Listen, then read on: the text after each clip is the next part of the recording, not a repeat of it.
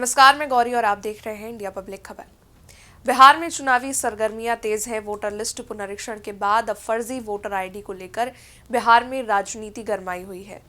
बीते दिन तेजस्वी यादव के दावे के बाद से 2 वोटर आईडी को लेकर भी तनातनी चल रही है, तो उधर राहुल गांधी द्वारा चुनाव आयोग पर लगाए गए आरोप। कुल मिलाकर बिहार में चुनाव से पहले विपक्ष सरकार के बजाय चुनाव आयोग को घेरने की कोशिश कर रहा है। हालांकि चुनाव आयोग ने राहुल गांधी और तेजस्वी यादव दोनों से ही उनके द्वारा किए गए दावे पर जवाब मांगा है। बात करें बिहार में नेता प्रतिपक्ष की, तो चुनाव आयोग ने उन्हें फर्जी एपीआईसी नंबर वाले वोटर आईडी को 16 अगस्त तक सौंपने का अल्टीमेटम दिया है। तो उधर तेजस्वी यादव ने चुनाव आयोग के सवालों का लिखित जवाब भी भेज दिया है और इसकी जानकारी राजद से सांसद मनोज झा ने मीडिया के सामने दी। पर इसी बीच बिहार के डिप्टी सीएम विजय सिन्हा के पास भी 2 वोटर आईडी होने की बात सामने आ रही है। ये सभी जानते हैं कि बिहार में वोटर वेरिफिकेशन जब से शुरू हुआ है तब से नए विवाद सामने आ रहे हैं। कभी बिहार में नेता प्रतिपक्ष एक कथित ईपीआईसी नंबर वाले वोटर आईडी को लेकर ये दावा करते हैं कि उनका नाम मतदाता सूची से हटा दिया गया है, लेकिन वास्तव में नेता प्रतिपक्ष जिस वोटर आईडी को लेकर ये दावा कर रहे थे वो फर्जी निकला और अब चुनाव आयोग ने उनसे फर्जी वोटर आईडी को सौंपने को कहा है। साथ ही कई सवाल भी किए हैं।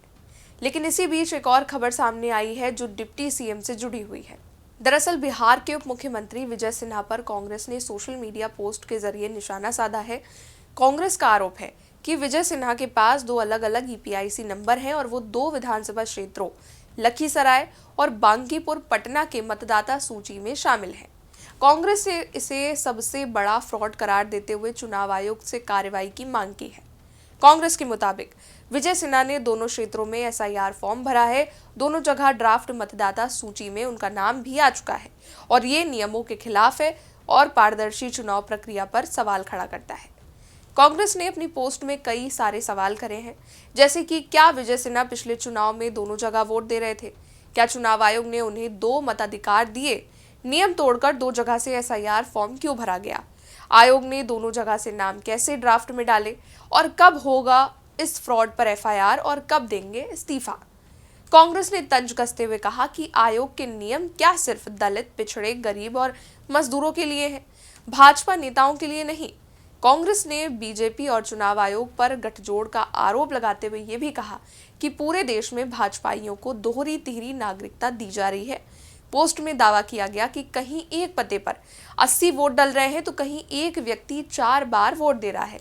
कांग्रेस ने कहा चुनाव आयोग और भाजपाई चोर चोर मौसेरे भाई। फिलहाल कांग्रेस के इस दावे की पुष्टि ना तो अब तक भाजपा ने करी है और ना ही चुनाव आयोग ने, इसलिए ये स्पष्ट नहीं कहा जा सकता है कि क्या वाकई विजय सिन्हा ने 2 अलग-अलग क्षेत्रों में एसआईआर फॉर्म भरा है। रही बात कांग्रेस के दावे की, तो लगभग जब से चुनाव आयोग ने वोटर वेरिफिकेशन अभियान चालू किया है तब से कांग्रेस चुनाव आयोग पर हमलावर है और रोजाना कई आरोप लगा रही है। ताजा अपडेट्स की बात कर ले तो तेजस्वी यादव को निर्वाचन आयोग और जिला प्रशासन ने अल्टीमेटम जारी कर दिया है। चुनाव आयोग और जिला प्रशासन ने कहा है कि तेजस्वी यादव अपना दूसरा वोटर आईडी कार्ड जमा कर दे। ये मामला उस दूसरे ईपीआईसी नंबर यानी कि वोटर आईडी से जुड़ा है जिसे तेजस्वी यादव ने हाल ही में एक प्रेस कॉन्फ्रेंस में सार्वजनिक किया था। तेजस्वी यादव ने प्रेस वार्ता के दौरान ये दावा किया था कि उनका नाम वोटर लिस्ट में नहीं है और इस दौरान उन्होंने एक दूसरा ईपीआईसी नंबर RAB2916120 दिखाया था, लेकिन जांच के बाद प्रशासन ने ईपीआईसी नंबर RAB2916120 को फर्जी करार दिया था। हालांकि चुनाव आयोग के अल्टीमेटम के बाद तेजस्वी यादव ने निर्वाचन आयोग को लिखित में अपना पक्ष भेज दिया है। राजद के मुख्य राष्ट्रीय प्रवक्ता प्रोफेसर मनोज झा ने इसकी जानकारी दी। मनोज झा का कहना है कि नोटिस के जवाब पर अब निर्णय निर्वाचन आयोग को करना है। हालांकि 2 ईपीआईसी के सैकड़ों उदाहरण सामने आ चुके हैं। वैसे निर्वाचन आयोग का अहंकार इतना बड़ा है कि कुछ कहा नहीं जा सकता। अहंकार तभी सही होता है जब आपके अंदर बुद्धि और संवेदनशीलता हो।